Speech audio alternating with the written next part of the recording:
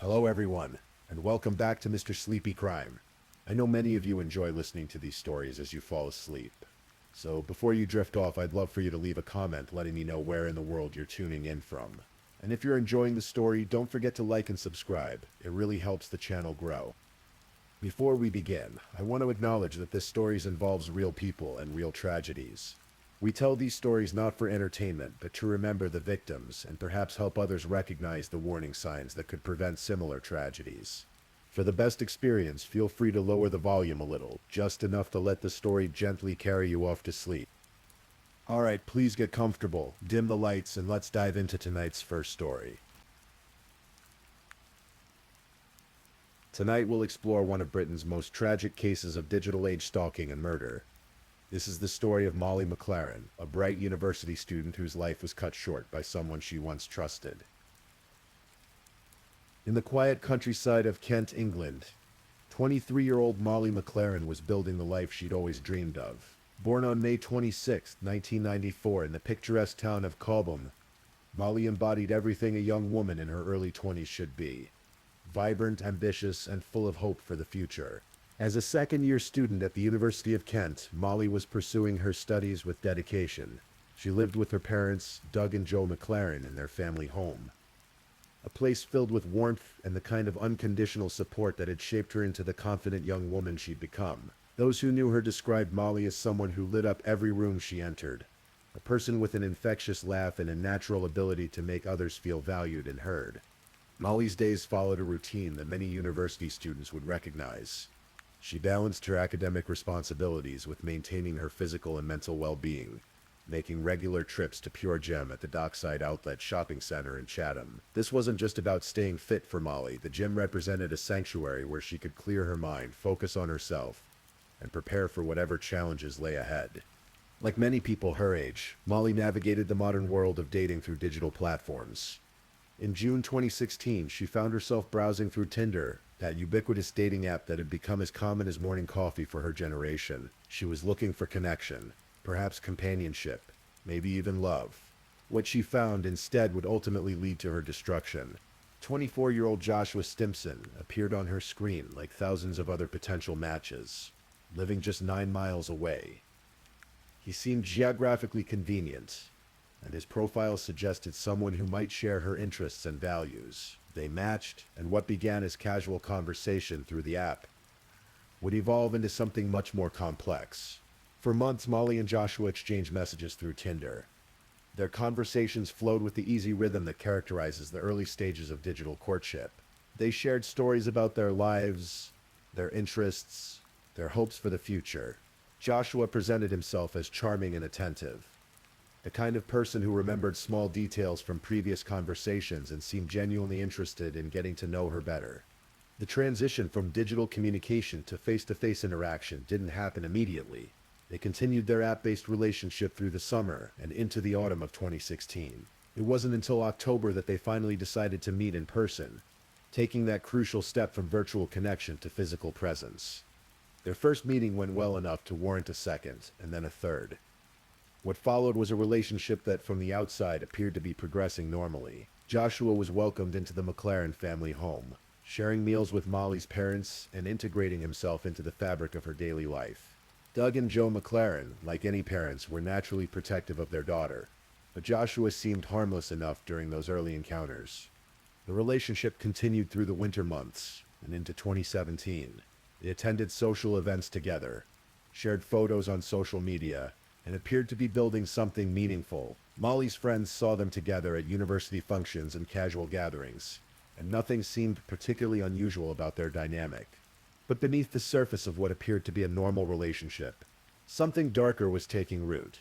As the months passed, Joshua began to display behaviors that, while initially subtle, would eventually reveal themselves as warning signs of a deeply troubled and controlling personality.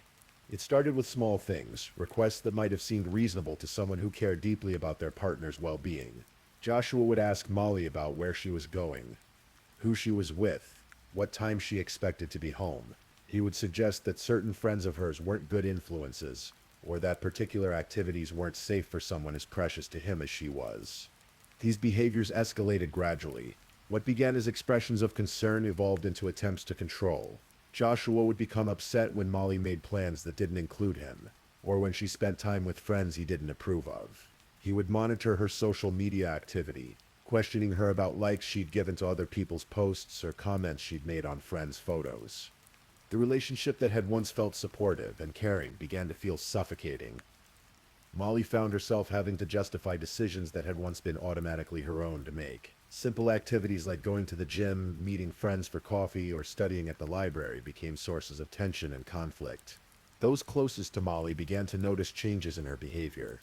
She became more reserved when discussing her relationship, less likely to share details about her interactions with Joshua. Her natural effervescence seemed diminished, as though she were carrying a weight that she couldn't quite articulate. By early 2017, the relationship had begun to take a noticeable toll on Molly's emotional well-being.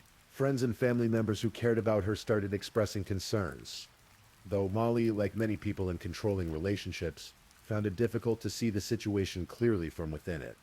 As spring turned to summer in 2017, Molly came to a realization that would require tremendous courage to act upon. She recognized that the relationship with Joshua had become unhealthy, that his behavior was not normal expression of love or concern, but rather attempts to control and dominate her life. The decision to end a relationship is never easy. And when that relationship has become characterized by control and manipulation, leaving becomes an act of self-preservation. Molly summoned the strength to have that difficult conversation with Joshua, telling him that their relationship was over. The breakup occurred in June 2017, but rather than accepting Molly's decision with grace and maturity, Joshua's response revealed the true depth of his obsession with her. Within days of the breakup, Molly began receiving a barrage of messages from him. Texts, calls, and social media communications that were harassing, derogatory, and deeply disturbing. These weren't the messages of someone processing a painful breakup in a healthy way. Instead, they revealed a mind that had become fixated on Molly to a dangerous degree. The messages contained threats, insults, and language that made it clear Joshua had no intention of respecting her decision to end their relationship. Molly confided in her friends about the harassment she was receiving. In text messages to those closest to her, she expressed fear about Joshua's behavior, describing feeling unsafe and unsure about how to make him stop. These communications would later serve as crucial evidence of the terror she was experiencing in what should have been the immediate aftermath of a relationship's natural end. Understanding that Joshua's behavior had crossed the line from inappropriate to potentially dangerous, Molly made the decision that everyone in her situation is advised to make. She sought help from law enforcement. Accompanied by her mother, Joel, Molly went to the North Kent police station to report the harassment she was experiencing. The police took her report seriously, as they should have. They contacted Joshua and delivered what should have been a clear and unambiguous warning. Stop contacting Molly, stop harassing her, or face prosecution. This intervention represented exactly the kind of response that the system is designed to provide when someone reports stalking and harassment. For a brief period, it seemed as though the police warning might have been effective. The constant stream of harassing messages appeared to diminish, and Molly began to hope that Joshua had finally understood that their relationship was over and that he needed to respect her boundaries. But this respite was temporary. Within days, the harassment resumed with renewed intensity. Joshua's behavior had not been corrected by police intervention. It had simply been temporarily suppressed. The obsession that drove his actions remained as powerful as ever, and it was now coupled with anger at what he perceived as Molly's betrayal in involving law enforcement. The situation became so concerning that police had to speak with Joshua again, just 2 days before what would ultimately become the final, tragic chapter of this story. The second intervention came on June 27, 2017, less than 48 hours before Molly's life would end. June 29, 2017 began like any other day for Molly McLaren. She had maintained her routine despite the stress of dealing with Joshua's harassment, continuing to attend her classes, spend time with family and friends, and take care of her physical and mental health through her regular visits to the gym. On this particular Thursday, Molly planned to go to Pure Gym at the Dockside Outlet Shopping Center in Chatham, the same gym she'd been attending regularly for months. It was a place where she felt comfortable and safe, surrounded by other people going about their daily routines. What Molly didn't know was that Joshua had been monitoring her movements, learning her patterns, and planning something that would ensure she would never be able to leave him again. If he couldn't have her as his girlfriend, he would make certain that no one else could have her either. Earlier that same day, Joshua had visited an ASD store in Chatham, where he purchased a kitchen knife. This wasn't a spontaneous decision made in a moment of emotional turmoil. It was a calculated action taken by someone who had decided that if he couldn't control Molly's life, he would end it. The security cameras at the store captured Joshua's purchase of the weapon that would soon be used to commit murder. These images would later become crucial evidence in establishing the premeditated nature of what was about to unfold. Molly arrived at Pure Gym that evening, ready for what she expected would be a normal workout session. The Dockside Shopping Center was busy with the usual evening activity. People finishing their shopping, grabbing dinner, or like Molly, taking care of their fitness routines. Inside the gym, Molly went through her usual workout. She moved between different pieces of equipment, focused on her exercises, and interacted casually with other gym members as she normally would. Nothing about the evening suggested that her life was in imminent danger. What she didn't realize was that Joshua was also in the gym, watching her.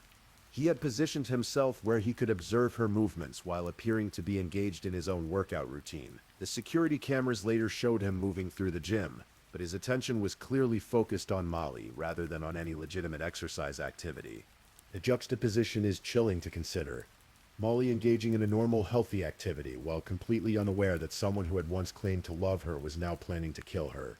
The footage from that evening shows two people in the same space, but living in completely different realities. One focused on self-care and personal well-being, the other consumed with obsession and murderous intent. As Molly completed her workout and prepared to leave the gym, Joshua also made his preparations to exit. He left the building before she did, positioning himself in the car park where he knew she would emerge. The knife he had purchased earlier that day was ready. Molly walked out of Pure Gym and headed toward her car, likely thinking about her plans for the rest of the evening, or perhaps looking forward to getting home to her family. The dockside car park was reasonably well lit and populated with other people coming and going from the various shops and restaurants in the complex. She reached her car and got inside, a routine action she had performed thousands of times before. But as she settled into the driver's seat, Joshua approached the vehicle. What happened next would be witnessed by multiple people and captured on security cameras, creating a horrific record of the final moments of Molly McLaren's life. Joshua launched a frenzied attack on Molly as she sat in her car. Using the kitchen knife he had purchased that morning, he began stabbing her repeatedly in the head and neck region. The attack was so violent and sustained that witnesses later described it as being like a frenzy. One witness, Benjamin Morton, showed remarkable courage in attempting to intervene. He tried to pull Joshua away from Molly and stop the attack, but Joshua was so consumed with his murderous rage that he continued the assault even as Morton tried to restrain him. The attack was so vicious that Joshua continued stabbing even when one of his legs was hanging out of the car door. The scene in the car park was one of absolute horror. Other witnesses called for help, but there was little that could be done. In those few terrible minutes, Joshua Stimson stabbed Molly McLaren 75 times, ensuring that the young woman who had dared to end their relationship would never have the chance to build a life without him. Emergency services arrived as quickly as they could, but Molly's injuries were too severe for any medical intervention to be effective. She was pronounced dead at the scene. Her life ended at just 23 years old, by someone who had once claimed to care for her. Joshua made no attempt to flee the scene. He was apprehended immediately, covered in Molly's blood and still in possession of the murder weapon. His capture was swift and certain. There was no question about who had committed this horrific crime. The news of Molly's murder sent shockwaves through her community. Her family, friends, and fellow students at the University of Kent struggled to comprehend how someone so full of life and promise could be gone so suddenly, and in such a brutal manner. The randomness of it, a routine trip to the gym ending in murder, made the tragedy even more difficult to process.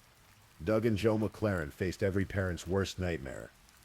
The daughter they had raised with love and care, the young woman who represented all their hopes and dreams for the future, had been stolen from them by someone they had welcomed into their home. The man who had sat at their dinner table and presented himself as someone who cared for their daughter had revealed himself to be her killer.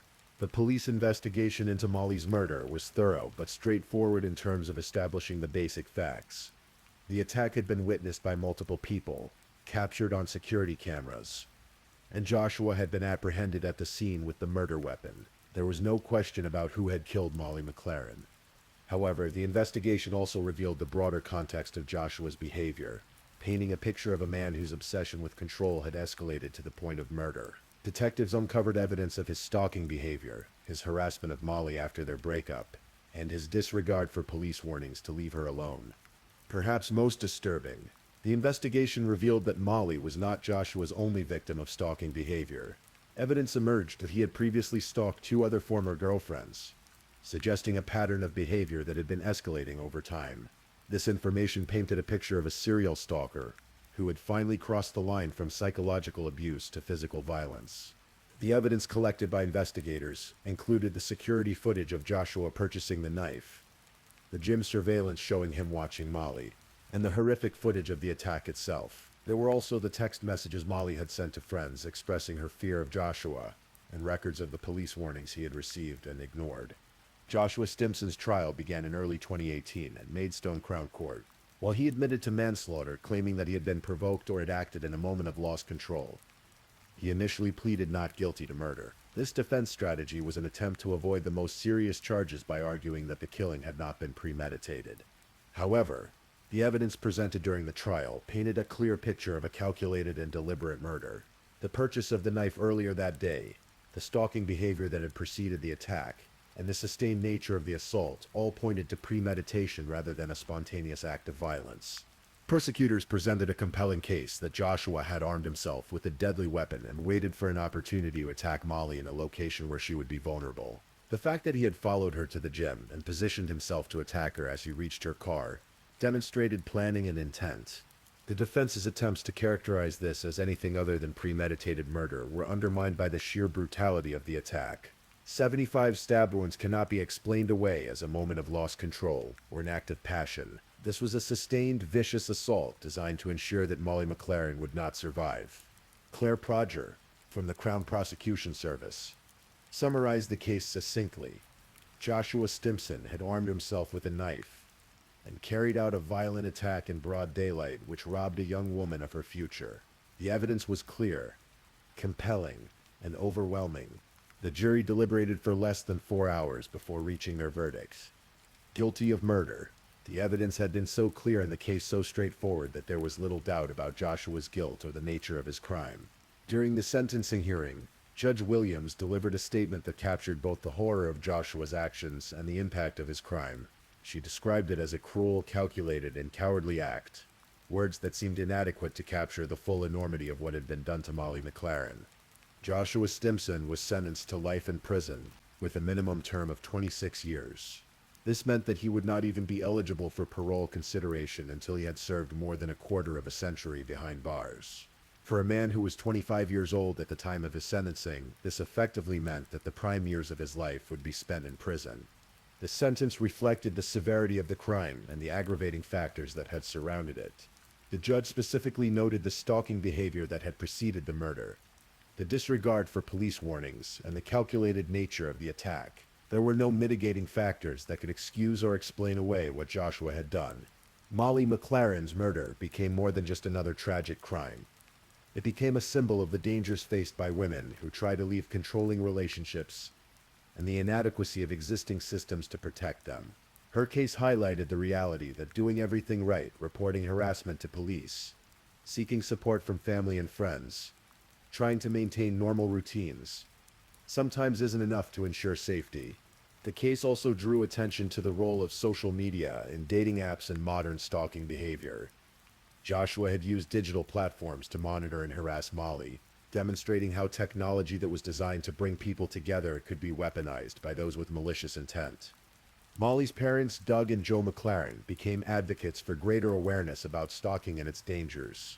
They spoke about the warning signs they wished they had recognized earlier, and the need for better education about the progression from controlling behavior to violence. Their advocacy was driven by the hope that other families might be spared the devastation they had experienced. The case contributed to ongoing discussions about how police respond to reports of stalking and harassment. While the officers who dealt with Molly's report had followed proper procedures and warned Joshua to stop his behavior, the fact that he ignored these warnings and escalated to murder raised questions about whether more could have been done to protect her. In the years since her death, Molly McLaren has been remembered not just as a victim of a horrific crime, but as a vibrant young woman whose life was full of promise and potential. Her friends and family have worked to ensure that her memory is defined by the person she was. Kind, ambitious, caring, and full of life rather than solely by the manner of her death. The University of Kent, where Molly was studying, has implemented programs aimed at educating students about healthy relationships and the warning signs of controlling behavior. These initiatives represent part of Molly's legacy, the hope that education and awareness might prevent other young people from finding themselves in similar dangerous situations. Molly's story has been featured in multiple documentaries and television programs examining stalking, domestic violence, and the intersection of technology with personal safety. These productions have helped to keep her case in the public consciousness and have contributed to ongoing conversations about how society can better protect vulnerable individuals. Her case has also been studied by law enforcement agencies, victim advocacy groups, and researchers interested in understanding the progression from stalking to violence. The detailed record of Joshua's escalating behavior provides valuable insights into how controlling relationships can develop and deteriorate into deadly violence. One of the most troubling aspects of Molly's case is how it illustrates the ways in which modern technology can be exploited by stalkers and abusers. Joshua used social media platforms to monitor Molly's activities, and dating apps to initially establish contact with her. The digital footprint of their relationship provided a detailed record of his escalating obsession. The case highlighted how dating apps, while offering convenient ways for people to meet potential partners, can also provide platforms for predatory individuals to identify and target victims. The anonymity and accessibility of these platforms can make it easier for people with malicious intent to initiate contact with unsuspecting users. Social media monitoring, which Joshua engaged in extensively, represents a form of stalking that didn't exist in previous generations. The ability to track someone's activities, see their interactions with others, and maintain surveillance from a distance has created new avenues for obsessive and controlling behavior. The digital evidence in Molly's case, including text messages expressing her fear, social media posts, and electronic communications, provided crucial evidence for prosecutors. However, this same technology that helped convict her killer had also been used as a tool to terrorize her during the final weeks of her life. Molly McLaren's murder offers several important lessons about recognizing and responding to stalking behavior. The escalation from what initially seemed like normal relationship dynamics to controlling behavior and finally to deadly violence followed a pattern that experts in domestic violence recognize as common. The warning signs were present throughout Joshua's relationship with Molly. His desire to control her activities, his monitoring of her social media, his inability to accept the end of their relationship, and his escalating harassment after she left him. Understanding these warning signs and taking them seriously could potentially save lives in similar situations. The case also demonstrates the importance of taking stalking seriously at every level. From friends and family members who notice concerning behavior, to law enforcement agencies who receive reports of harassment. While police did respond appropriately to Molly's report, the tragic outcome suggests that more needs to be done to protect victims of stalking.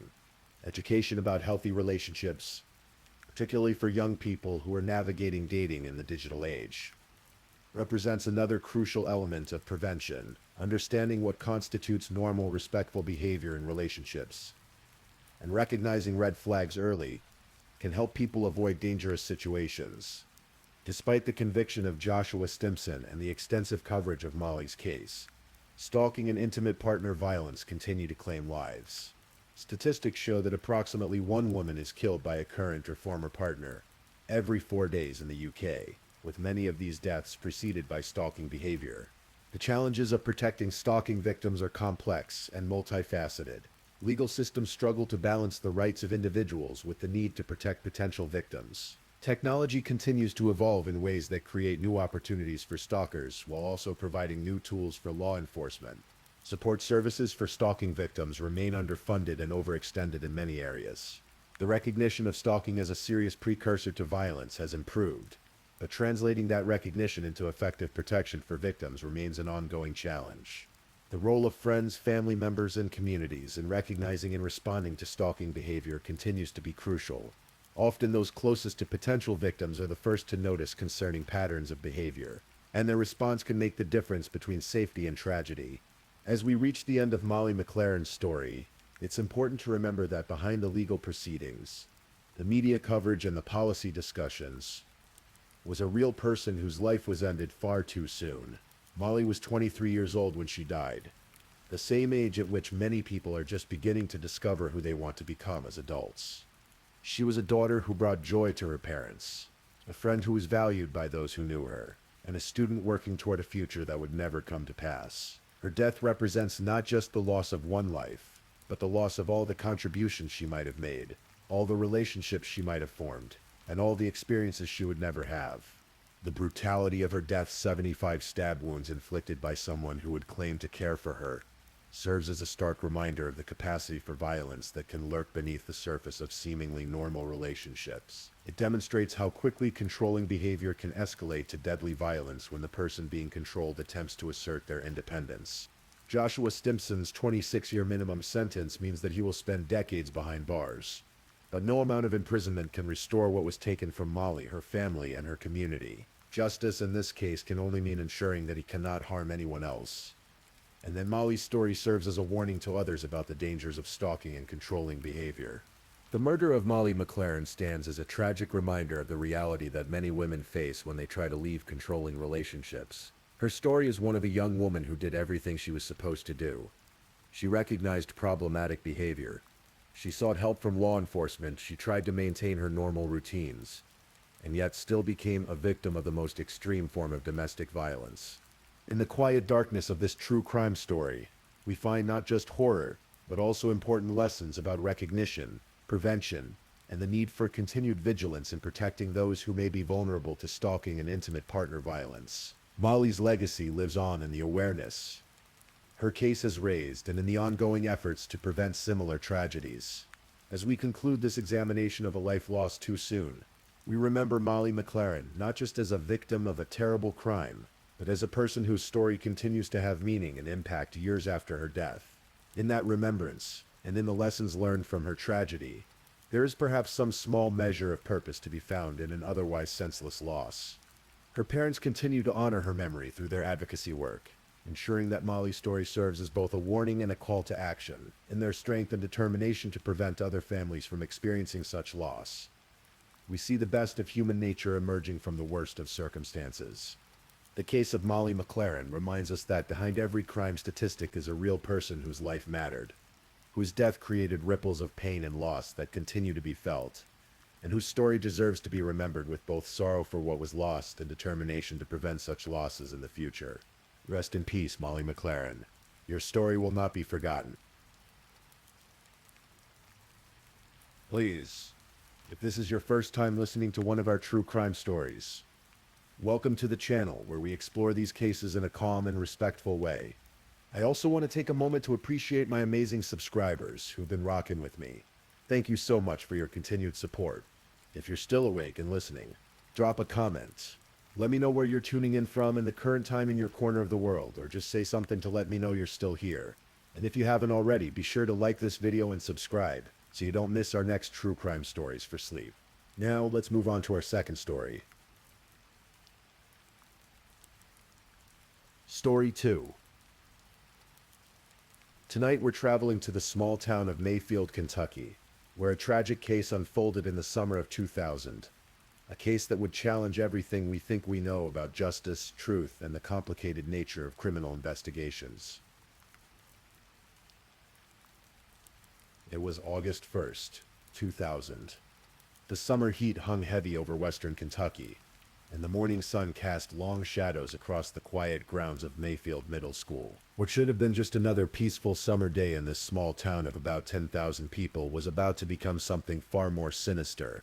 A maintenance worker making his routine rounds behind the school building noticed something that didn't belong. At first glance, it might have looked like debris, something left behind by teenagers or blown in by the wind. But as he approached, the horrible truth became clear. It was a human body badly burned and in an advanced state of decomposition. The victim was 18-year-old Jessica Curran, a young black woman who had recently become a mother.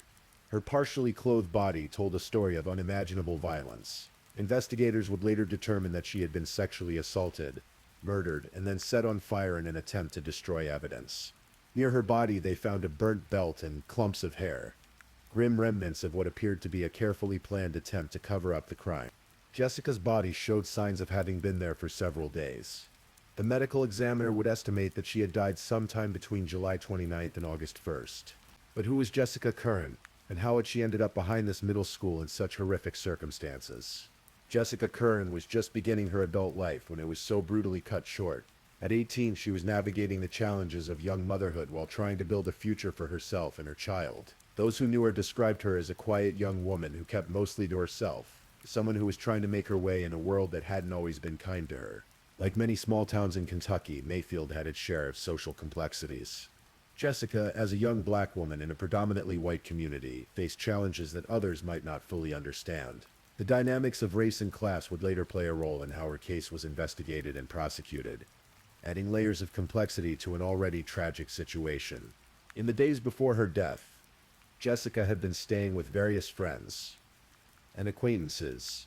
Her movements during those final days would become crucial to investigators, though the picture they painted would prove to be frustratingly incomplete. She had been seen around town, but the exact sequence of events leading to her death remained shrouded in mystery. When news of Jessica's murder broke, it sent shockwaves through the quiet community of Mayfield. Violent crimes, especially ones this brutal, were rare in Graves County. The local police department, more accustomed to handling minor infractions and domestic disputes, suddenly found themselves in charge of a complex homicide investigation. From the beginning, the investigation was plagued with problems. The crime scene was not properly secured, and valuable evidence may have been compromised or lost. In small-town police departments, resources are often limited, and experience with major crimes can be lacking. What Jessica's case needed was careful, methodical detective work. What it got was something far less thorough. The initial investigation yielded few solid leads. The location where Jessica's body was found was accessible to anyone. It wasn't a remote area, but it was secluded enough that someone could have brought her there without being seen. The fact that her body had been burned suggested that her killer had tried to destroy forensic evidence, which complicated efforts to gather DNA or other physical proof. Months passed without significant progress. In cases like this, the first 48 hours are crucial, but those critical early days had yielded little useful information. The trail was growing cold, and Jessica's family was left wondering if her killer would ever be brought to justice. 3 years later, in 2003, the case suddenly gained new momentum. New witnesses came forward with information that would reshape the entire investigation. But with this new information came new questions about reliability, motivation, and the nature of truth itself. The break came through a series of connected arrests and statements from individuals who claimed to have knowledge of what happened to Jessica. These weren't random witnesses who had stumbled upon information. They were people with their own legal troubles, facing charges that could result in significant prison time. The reliability of their testimony would later become a central point of controversy. Two sisters, Venetia and Victoria Cross, were arrested on charges related to Jessica's murder. During questioning, they provided statements that implicated their brother, Quincy Omar Cross, in Jessica's death. According to their accounts, Quincy had not only killed Jessica, but had sexually assaulted her and then enlisted their help in disposing of her body. The sisters' stories provided investigators with a narrative that seemed to explain the crime. They described how Quincy had allegedly encountered Jessica, assaulted and killed her, and then burned her body to hide the evidence. Their testimony included specific details about the crime scene that appeared to match what investigators had found. Quincy Omar Cross was 24 years old when he was arrested for Jessica's murder. Unlike his sisters, who had plea bargained their way to reduce charges, Quincy maintained his innocence from the moment he was arrested. He claimed that he had never met Jessica Curran and had no involvement in her death whatsoever. This presented investigators with a puzzling situation.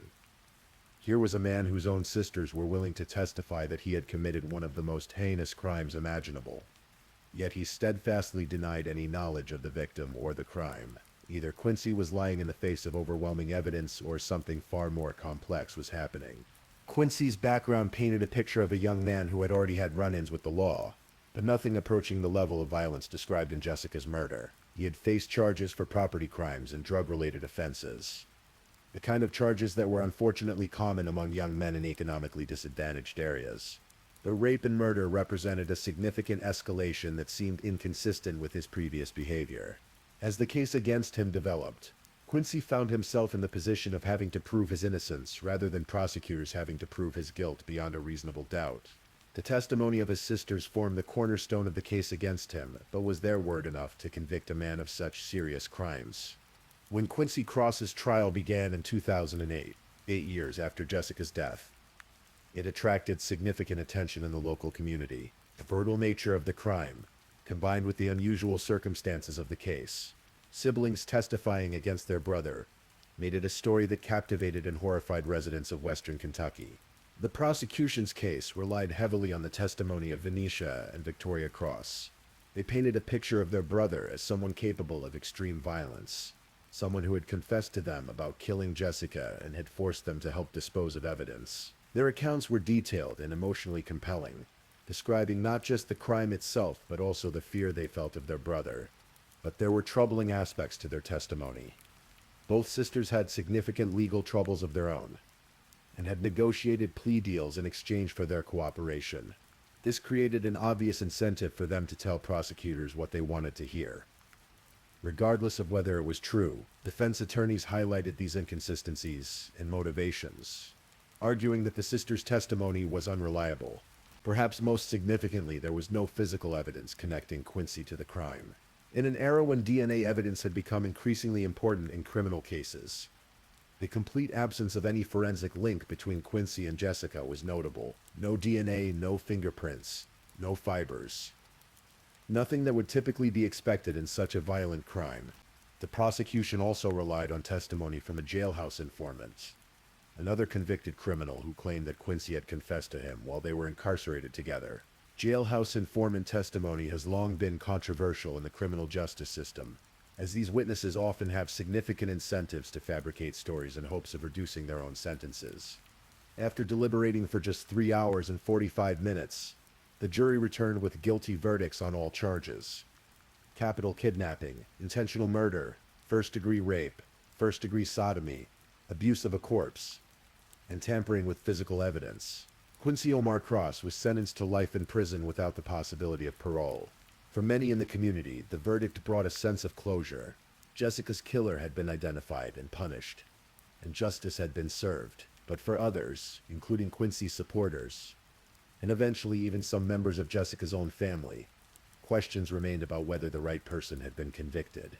The speed of the jury's deliberation was particularly striking. In less than 4 hours, 12 jurors had weighed testimony, evidence, and arguments in a case involving multiple serious felonies and a potential life sentence. Either the evidence was so overwhelming that little discussion was needed, or the jury had made up their minds before deliberations even began. In the years following Quincy's conviction, doubts about the case began to surface from unexpected quarters. Most surprisingly, Jessica's own father, Joe Curran, began to question whether the right person had been convicted for his daughter's murder. Joe Curran's change of heart didn't happen overnight. Initially, like many family members of murder victims, he had been satisfied that someone was being held accountable for his daughter's death. But as he learned more about the case and the evidence, or lack thereof, against Quincy, he began to harbor serious doubts. The complete absence of physical evidence was particularly troubling. In a crime as violent as Jessica's murder, it would be expected that some trace evidence would connect the perpetrator to the victim or the crime scene.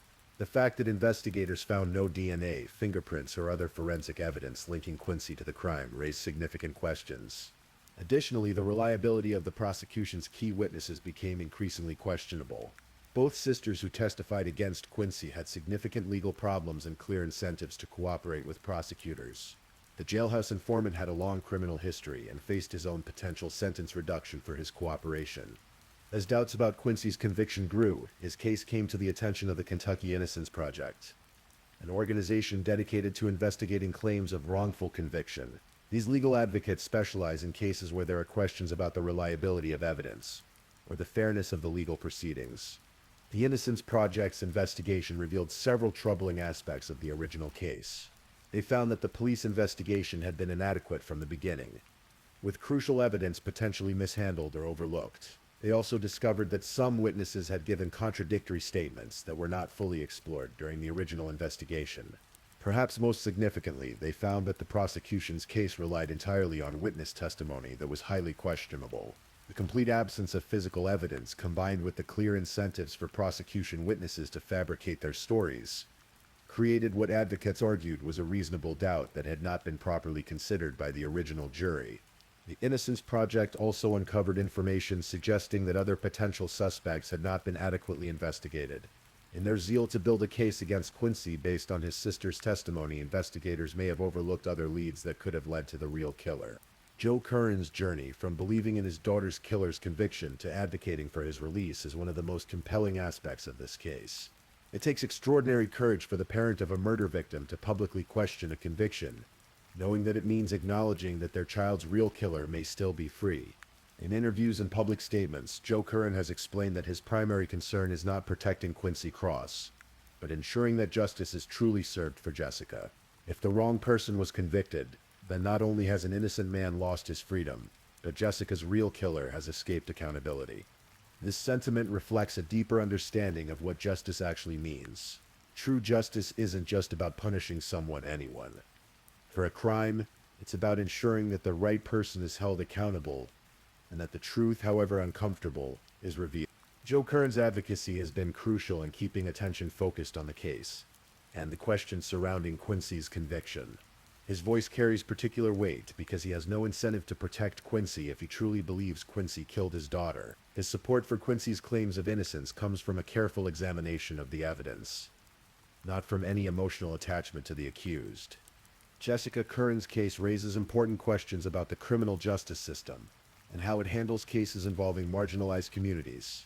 The initial investigation was inadequate, potentially allowing crucial evidence to be lost or contaminated. The prosecution's reliance on questionable witness testimony, rather than physical evidence, reflects problems that extend far beyond this single case. The racial dynamics of the case cannot be ignored. Jessica was a young black woman in a predominantly white community, and Quincy is a black man convicted largely on the testimony of family members facing their own criminal charges. Research has consistently shown that cases involving black victims receive less thorough investigation, and black defendants are more likely to be convicted on questionable evidence. The case also highlights the problems with jailhouse informant testimony and the dangers of offering incentives to witnesses in exchange for their cooperation. When people facing serious criminal charges are offered the opportunity to reduce their sentences by providing testimony, the temptation to fabricate or embellish stories becomes enormous. Today, more than 2 decades after Jessica Curran's brutal murder, questions about the case continue to mount. Quincy Omar Cross remains in prison, maintaining his innocence and fighting for a new trial or appeal that might examine the evidence more thoroughly. The case has attracted national attention, with podcasts, television shows, and news articles examining the evidence and the questions surrounding Quincy's conviction. This attention has kept pressure on legal authorities to reconsider the case, though progress has been slow. For Jessica's family, the ongoing questions about the case mean that their grief remains complicated by uncertainty. While they want justice for Jessica, they also want to ensure that justice is real, and not just the appearance of resolution. The case serves as a reminder that the truth in criminal cases is often more complex than it initially appears. What seems like a straightforward case of guilt and punishment can, upon closer examination, reveal layers of doubt and uncertainty that challenge our assumptions about justice and accountability. While legal advocates and journalists debate the evidence and the reliability of witness testimony, it's important to remember the human cost of this case. Jessica Curran was a real person, a young woman with hopes and dreams who became a mother before her life was violently cut short. Her death represents not just a crime to be solved, but a life lost and a family forever changed. For Quincy Cross, if he is indeed innocent, the cost has been equally devastating. He has spent years in prison for crimes he maintains he did not commit, watching as his own life passes by behind bars. His family has been torn apart by the accusations and the trial, with siblings testifying against each other in ways that may never heal. The broader community has also paid a price. If Quincy is innocent, then Jessica's real killer has never been caught, leaving residents with the uncomfortable knowledge that a murderer may still be among them. The case has also damaged trust in local law enforcement and the justice system more generally. The Jessica Curran case offers several important lessons about how criminal investigations should and should not be conducted. The initial mishandling of the crime scene and evidence shows the importance of proper training and resources for local law enforcement agencies. Small-town police departments often lack the experience and expertise needed to handle complex murder investigations. The reliance on questionable witness testimony highlights the need for more rigorous standards when evaluating the credibility of prosecution witnesses, particularly when those witnesses have clear incentives to cooperate with authorities. The complete absence of physical evidence in a violent crime case should raise red flags about the strength of the prosecution's case. The case also demonstrates the importance of adequate defense representation. In cases where circumstantial evidence and witness testimony form the bulk of the prosecution's case, defense attorneys must be prepared to thoroughly investigate and challenge every aspect of the allegations. As we reflect on Jessica Curran's case, we're reminded that the search for truth and justice is often a long and complicated process. Simple narratives of guilt and innocence may be satisfying, but real cases involve complex human relationships, flawed investigations, and imperfect information.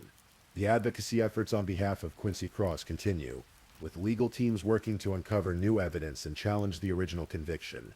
At the same time, if Quincy is indeed innocent, the search for Jessica's real killer remains an open question that may never be fully answered.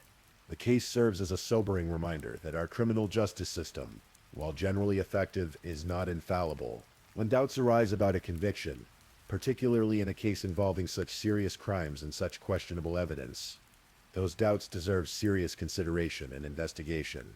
As we conclude this story, we're left with more questions than answers. Did Quincy Omar Cross kill Jessica Curran, or is he an innocent man serving life in prison for crimes he didn't commit? Was the original investigation adequate, or were crucial leads overlooked in the rush to close a difficult case?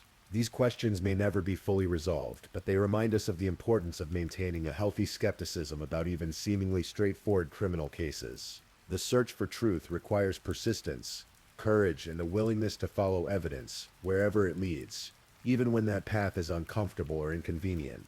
Jessica Curran deserved better than the brutal end to her young life. And she deserves better than questions about whether her real killer was ever caught. Whether that killer is Quincy Cross is a jury determined, or someone else who has escaped justice, remains one of the most troubling unsolved questions in this tragic case. Tonight, as you drift off to sleep, perhaps you'll reflect on the complexity of truth and justice, the importance of never giving up the search for both, in Jessica's memory and for the sake of anyone who might be wrongfully imprisoned. That search must continue. The case of Jessica Curran reminds us that behind every true crime story are real people whose lives have been forever changed by violence, loss, and the imperfect human search for justice. In remembering Jessica and questioning what really happened to her, we honor both her memory and our commitment to truth. Rest in peace, Jessica Curran. Your story continues to matter, and the search for justice in your case continues, even as the rest of us settle in for a peaceful night's sleep. Please, if you're enjoying these stories, don't forget to leave a comment. Let me know where you're listening from and what time it is in your corner of the world. And if you haven't already, be sure to like this video and subscribe so you don't miss the next true crime story for sleep. Now let's move on to our third story.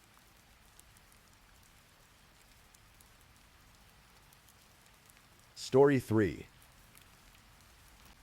Tonight, we journey to the small city of Ocala, Florida, where Spanish moss drapes ancient oak trees, and limestone quarries dot the landscape like forgotten scars. It's a place where everyone knows everyone, where teenage drama unfolds on Facebook walls and in school hallways. But in April 2011, what began as typical adolescent conflict would spiral into something far more sinister, a brutal murder that would shock even seasoned investigators with its calculated cruelty. This is the story of Seth Jackson, a 15-year-old boy who loved four-wheeling with his family, who had a gentle way with animals, and whose life was cut short by those he once considered friends. It's a story about jealousy, manipulation, and how quickly love can transform into something deadly. Tyler Jackson was the kind of teenager you'd remember long after meeting him, with sandy brown hair that caught the Florida sun and a smile that seemed to light up every room he entered. He had that effortless charm that draws people in. Born in 1995, Salif was raised in Marion County, Florida, in the heart of horse country, where rolling pastures stretch endlessly under vast blue skies. How he was particularly close to his family, his parents Scott and Sonia Jackson, and his siblings. The Jackson family was tight-knit, the kind that gathered for Sunday dinners and spent weekends exploring the backwoods of Central Florida on ATVs. Seth had inherited his father's adventurous spirit and his mother's kind heart, traits that made him popular among his peers at Bellevue High School. Friends described Seth as loyal to a fault, someone who would drop everything to help a friend in need. He had a particular soft spot for animals, often bringing home stray cats and dogs, much to his parents' good-natured exasperation. In many ways, CF embodied the best of small-town Florida youth, outdoorsy, friendly, and optimistic about the future that lay ahead. But like many teenagers, Sewar was navigating the complicated waters of first love, and it was this journey that would ultimately lead him down a path from which there would be no return. In the fall of 2010, Seth began dating Amber Wright, a 15-year-old girl with long blonde hair and piercing blue eyes. Amber was considered one of the prettier girls at their school, and their relationship quickly became the talk of their social circle. For several months, they seemed happy together, posting pictures on Facebook, attending school events, and doing all the things teenage couples do. But their relationship was turbulent from the start. Both CF and Amber had strong personalities, and their arguments were as passionate as their affection. Friends would later describe their relationship as intense. When they were good, they were inseparable, but when they fought, it was explosive. The relationship began to sour in early 2011. Amber had grown tired of what she perceived as Seth's controlling behavior, while Seth struggled with Amber's flirtations with other boys. The final straw came when Amber began talking to Michael Bargo, an 18-year-old with a reputation for trouble. Michael Shane Bargo Jr. was everything Seth wasn't. Where Seth was wholesome and optimistic, Michael was dark and brooding. At 18, he was older than most of the kids in their circle, and he carried himself with the swagger of someone who believed the rules didn't apply to him. He had already had several run-ins with law enforcement for minor infractions, and there was something about his intense stare that made people uncomfortable. Michael had noticed Amber months before she broke up with Seth, and he'd been waiting for his chance. When their relationship ended in March 2011, Michael wasted no time moving in. Within days, Amber and Michael were officially together, and their relationship seemed to be built on a foundation of their mutual disdain for Seth Jackson. What followed was a social media war that would become legendary among their peers. Facebook became the battlefield where insults flew back and forth between Seth and Michael, with Amber often caught in the middle, or sometimes fanning the flames herself. The posts started innocuously enough. Seth would write vague status updates about fake friends and moving on from toxic people. Michael would respond with more direct threats, warning Seth to stay away from Amber and making comments about what would happen if he didn't. Their friends began taking sides, with comment threads becoming increasingly heated. But the online harassment wasn't limited to Facebook. Michael began a campaign of intimidation that extended into the real world. He would drive by Sial's house at night, revving his engine. He'd show up at places where he knew Sial would be, always accompanied by friends, always making his presence known in a way that felt threatening. Kyle Hooper, Amber's 16-year-old stepbrother, was one of Michael's most enthusiastic supporters in this campaign. Kyle had never particularly liked Seth, viewing him as arrogant and entitled. When Michael suggested that Seth needed to be taught a lesson, Kyle was eager to help. The harassment escalated when investigators were never able to determine who created fake Facebook accounts to spread rumors about Seth. Posts appeared claiming he had sexually transmitted diseases, that he had been caught stealing, that he was planning to hurt Amber. These lies spread through their social network like wildfire, damaging Seth's reputation and isolating him from some of his friends. Friends would later testify that Samuel was deeply hurt by these attacks. He'd always prided himself on his good reputation, and seeing lies spread about him online was devastating. But rather than backing down, Samuelowitz decided to fight back, posting his own responses and defending himself against the allegations. This only made Michael angrier. In messages to friends, he began talking about wanting to handle the Seth situation permanently. These weren't idle threats, as Michael was beginning to formulate a plan. As March turned to April 2011, the situation continued to deteriorate. What had started as typical teenage drama was evolving into something much darker. Michael's threats became more specific and more violent. In text messages that would later be recovered by investigators, he talked about wanting to break every bone in Seth's body and make him disappear. It was around this time that Michael began recruiting others to his cause. In addition to Kyle Hooper, he brought in Charlie K. Ely, an 18-year-old who owned a house in Summerfield, a small unincorporated community just outside Ocala. Charlie was known for having parties at her place, and her house had become a regular hangout for the group. Justin Soto, a 20-year-old who was dating Charlie, was also drawn into the plan. Justin was older than the others, and had a criminal record, which gave him a certain credibility in Michael's eyes.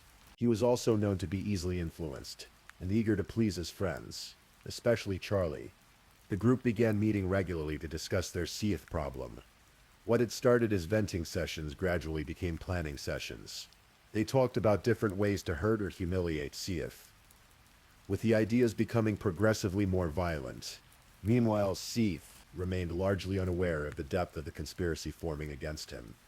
He knew Michael didn't like him, and he'd heard about some of the threats, but he couldn't have imagined that his ex-girlfriend and her new boyfriend were actively planning to harm him. In his worldview, people might fight or argue, but they didn't seriously plot to hurt each other. This naivety, which was part of what made him so likable, would ultimately contribute to his downfall. On April 15, 2011, just 2 days before the murder, Michael made his intentions clear to the group. According to later testimony, he told them that he wanted to kill Seth Jackson. Not hurt him, not scare him, kill him. And he had a plan for how to do it. The plan Michael devised was as simple as it was effective. They would use the one thing that could guarantee Seth would come to them willingly: his lingering feelings for Amber Wright, despite everything that had happened. The breakup, the online harassment, the threats. Seth still cared for Amber. Friends later said he had hoped they might reconcile eventually, that once the drama died down, they could find their way back to each other. Michael and his co-conspirators were counting on this hope to lure Seth to his death. On the evening of April 17, 2011, Amber sent Seth a text message. The tone was different from their recent communications. Softer, more like the girl he had fallen in love with months earlier. She told him she missed him and wanted to talk. She suggested they could work things out, that maybe they had both been too hasty in giving up on their relationship. Seth was thrilled. Here was the message he had been hoping to receive for weeks. Without hesitation, he agreed to come see her. Amber told him to meet her at Charlie Lee's house on Summerfield Road. She said they could have privacy there to talk things through without interference from friends or family.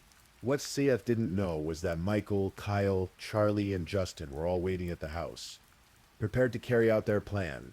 They had spent hours that day preparing, gathering weapons and discussing exactly what they would do once Seth arrived. The house on Summerfield Road was perfect for their purposes. It sat on a large lot surrounded by trees, isolated enough that screams wouldn't be heard by neighbors.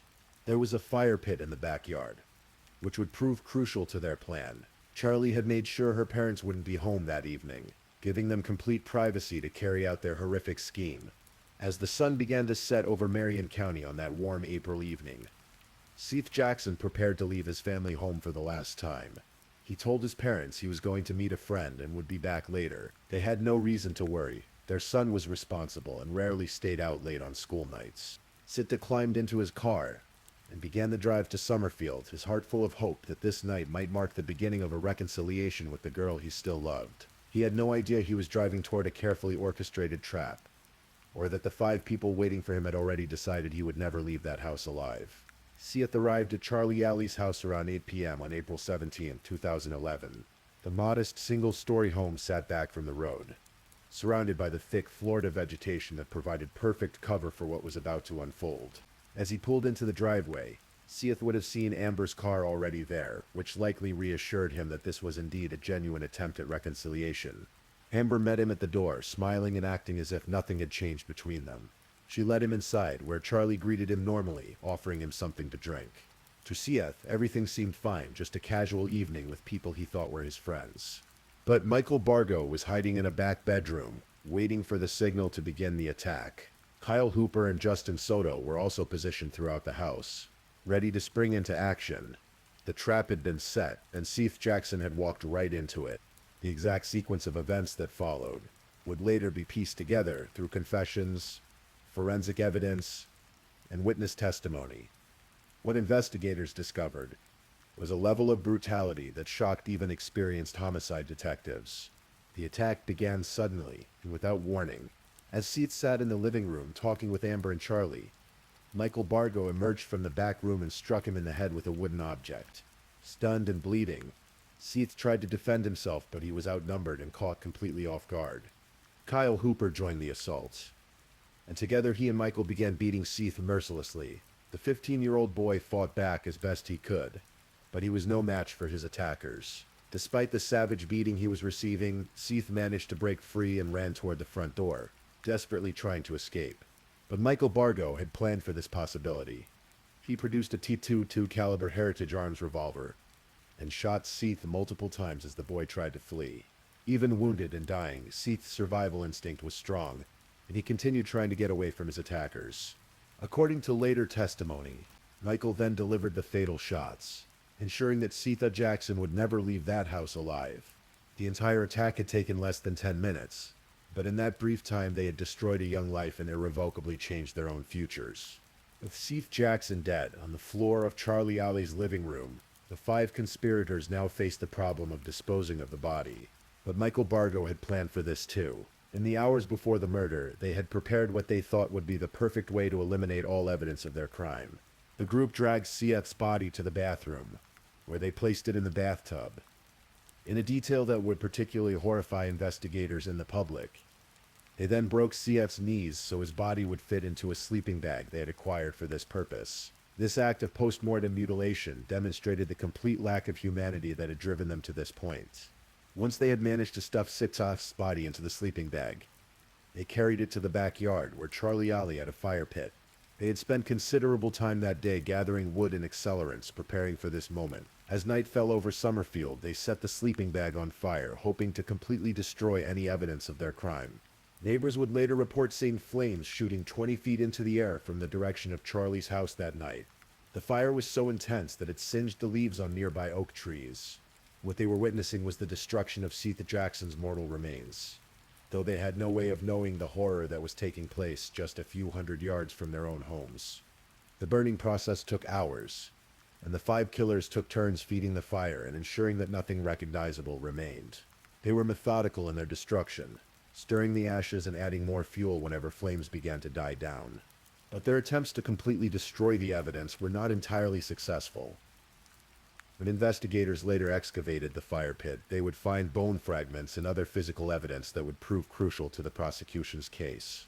After the burning was complete, the group collected what remained of Seth's ashes and placed them in paint cans.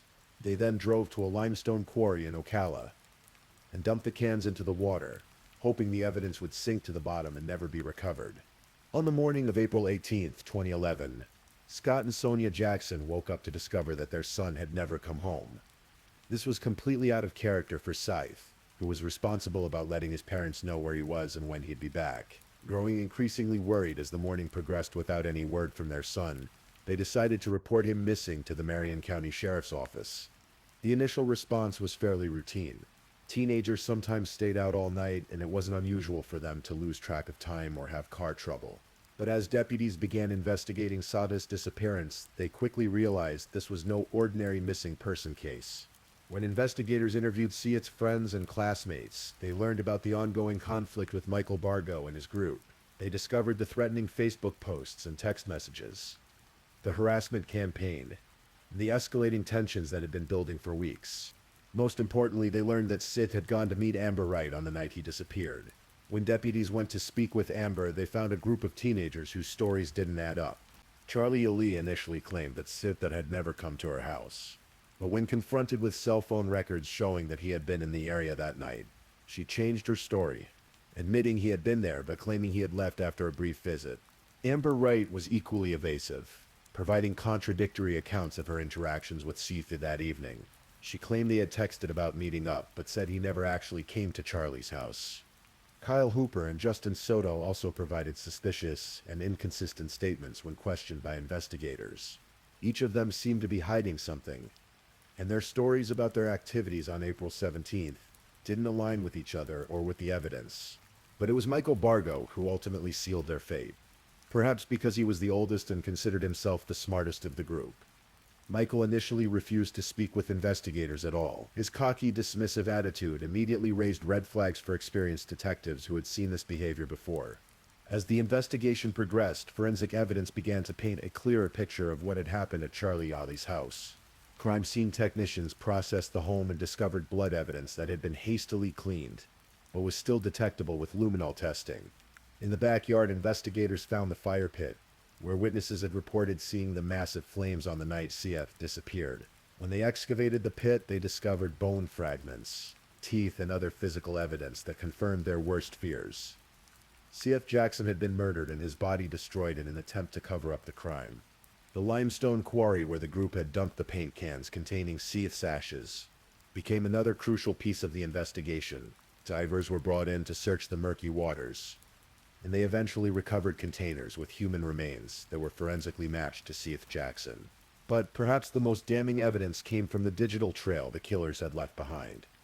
Text messages, Facebook posts, and cell phone records painted a clear picture of the conspiracy to murder Seth Jackson. Investigators discovered communications between the conspirators discussing their plans, threatening Seth, and even coordinating the cover-up after the murder.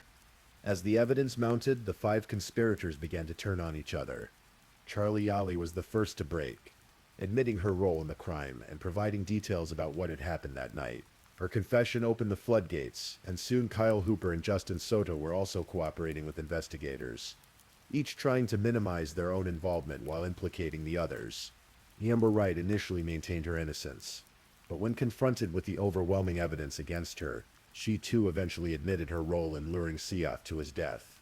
Her confession was particularly chilling, as she showed little remorse for her actions and seemed more concerned about the consequences she would face than about the life that had been lost. Michael Bargo remained defiant to the end, refusing to accept responsibility for his actions and showing no remorse for orchestrating Seth Jackson's murder. His lack of empathy and continued threats against witnesses would ultimately work against him in court, where judges and juries would see him as an unrepentant killer who posed a continued danger to society. The legal proceedings that followed would span several years and involve multiple trials. Because the defendants were of different ages and had varying degrees of involvement in the crime, they were tried separately, each facing charges that reflected their individual roles in Seth Jackson's murder. Michael Shane Bargo Jr., as the mastermind and triggerman, faced the most serious charges. At his trial, prosecutors presented evidence of premeditation and extreme cruelty, arguing that he had orchestrated every aspect of the crime from planning to cover-up. The jury found him guilty of first-degree murder, and the judge sentenced him to death, making him one of the youngest people on Florida's death row. Amber Wright, whose role in luring Seth to his death was crucial to the success of the plan, was convicted of first-degree murder and sentenced to life in prison. The judge called her actions despicable and noted that she had betrayed someone who had once loved and trusted her. Her sentence would be subject to review after 25 years, though given the nature of her crime, parole seemed unlikely. Kyle Hooper, Amber's stepbrother, was also convicted of first-degree murder for his role in the beating and killing of Seth Jackson. He too received a life sentence, with the possibility of parole after 25 years. At his sentencing, he expressed remorse for his actions, though many questioned the sincerity of his apology given his enthusiastic participation in the murder. Charlie Kelly faced first-degree murder charges for providing the location for the killing and participating in the disposal of Seth's body. She was initially sentenced to life without the possibility of parole. However, her case would take an unusual turn years later when her conviction was overturned on appeal, due to issues with her confession. In 2019, after serving nearly 8 years in prison, she was released when prosecutors decided not to retry her case. Justin Soto, the oldest of the conspirators at age 20, was convicted of first-degree murder and sentenced to life in prison. His age and prior criminal record worked against him at sentencing, as the judge concluded that he should have known better than to participate in such a brutal crime. The murder of Seth Jackson sent shockwaves through the tight-knit communities of Marion County. Parents struggled to understand how a group of teenagers could plan and execute such a brutal crime, while students at Bellevue High School tried to process the loss of their classmate and the arrest of their peers. The Jackson family was devastated by their loss. Scott and Sonia Jackson had to endure not only the grief of losing their son, but also the traumatic details of how he died, which emerged during the various trials and court proceedings. They became advocates for other families affected by violent crime and worked to keep their son's memory alive. The case also highlighted the dangerous potential of social media to escalate conflicts beyond what previous generations might have experienced. The Facebook feuding and online harassment that preceded Jackson's murder showed how digital platforms could amplify teenage drama to deadly proportions. Law enforcement officials used the case as an example of how quickly situations could escalate from online bullying to real-world violence. They began working with schools and community groups to educate young people about the potential consequences of their online behavior and the importance of reporting threats to authorities. The Seth Jackson murder also became a cautionary tale about the warning signs of escalating domestic violence. Experts noted that many of the behaviors Michael Bargo exhibited, possessiveness, threats, attempts to isolate the victim, and escalating violence, were classic indicators of someone capable of lethal violence. As we reach the end of this tragic story, it's important to remember Seth Jackson not as a victim of violence, but as a young man who had hopes, dreams, and people who loved him. He was a teenager who enjoyed riding ATVs through the Florida countryside, who had a gentle way with animals, and who believed in the basic goodness of people, a belief that ultimately cost him his life. The murder of Seth Jackson serves as a stark reminder of how quickly teenage conflicts can spiral out of control when combined with jealousy, manipulation, and access to weapons. It shows us the devastating consequences that can result when young people lack the emotional maturity to handle complex relationship dynamics and choose violence as a solution to their problems. The case also illustrates the power of forensic science and thorough investigation in bringing killers to justice, despite the conspirators' attempts to destroy all evidence of their crime. Investigators were able to piece together what happened through careful analysis of physical evidence, digital communications, and witness testimony. Perhaps most importantly, Seth Jackson's story reminds us of the ripple effects of violence. His murder didn't just end one young life. It destroyed the futures of 5 other young people, devastated multiple families, and traumatized an entire community. The pain caused by that one night of violence in April 2011 continues to reverberate more than a decade later. Tonight we've journeyed through one of Florida's most disturbing teenage murder cases. A story of love turned to hatred, of friendship betrayed, and of young lives destroyed by choices that can never be undone. The murder of Seth Jackson reminds us that evil can lurk behind familiar faces and that the capacity for violence exists, even in the most unlikely places. As we close this chapter on a tragedy that shook Central Florida, we remember Seth Tyler Jackson, not as a victim, but as a young man who deserved to see his 16th birthday, and all the birthdays that would have followed. His story serves as a warning about the dangers of unchecked hatred, and as a reminder to cherish the time we have with those we love. In the quiet darkness of night, as you drift towards sleep, remember that most people in this world are good, that most teenage conflicts resolve without violence, and that despite the darkness we've explored tonight, there is still far more light than shadow in our world. The small city of Ocala continues to heal from this tragedy, and the Spanish moss still drapes the ancient oak trees under the endless Florida sky. And somewhere in that peaceful landscape, the memory of Seth Jackson lives on, a reminder of a life cut short, but not a life lived in vain. Please, I'm just putting it out there. If you're still awake and listening, drop a comment. Let me know where you're tuning in from, the time in your part of the world, or just say something to let me know you're still with me. And of course, if you haven't already, like this video and subscribe so you don't miss the next true crime story for sleep. Now, let's move on to our 4th story. Story 4. In the quiet town of Edwards, Mississippi, nestled in the heart of Hinds County, March 2023 would forever change the lives of a family and a community. This is the story of Ebony Owens, a 36-year-old mother whose disappearance would lead to a discovery that shocked investigators and revealed the dark truth behind what appeared to be a loving marriage. Sometimes the most dangerous place for a person can be their own home, with someone they trust most. This is one of those stories. A tale of betrayal, violence, and ultimately justice served. As we delve into this case, we'll explore how a missing person report became a murder investigation, and how the truth eventually came to light through careful detective work and a husband's own confession. March 15th, 2023. Started like any other day in Edwards, Mississippi. The sun rose over the small community where neighbors knew each other and families built lives together. But by the end of that day, Ebony Owens would be reported missing, setting in motion a chain of events that would expose a horrific crime. Ebony Owens was a mother of 4 children, trying to navigate the complexities of family life in a marriage that, unbeknownst to many, was troubled beneath the surface. Those who knew her described her as someone who cared deeply for her children and was working to build a stable life for her family. When Ebony was reported missing on March 15th, it immediately raised concerns among law enforcement. Missing person cases involving adults often present unique challenges. Adults have the right to disappear if they choose, but investigators must also consider the possibility of foul play. In this case, the circumstances surrounding her disappearance would quickly point towards something far more sinister. The initial report came from family members who had grown concerned when they couldn't reach Ebony. In small communities like Edwards, when someone goes missing, word travels fast. Friends and family began to worry, especially when her usual patterns of communication were broken. Ebony wasn't the type to simply vanish without explanation, particularly not when it involved leaving her children behind.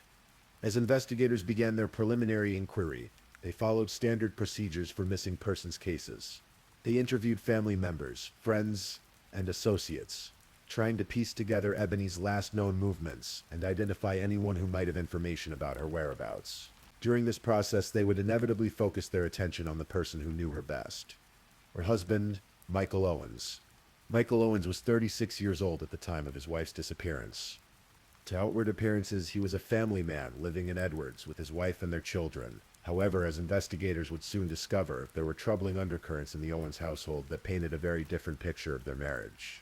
During the initial missing person investigation, Michael Owens was questioned about his wife's disappearance.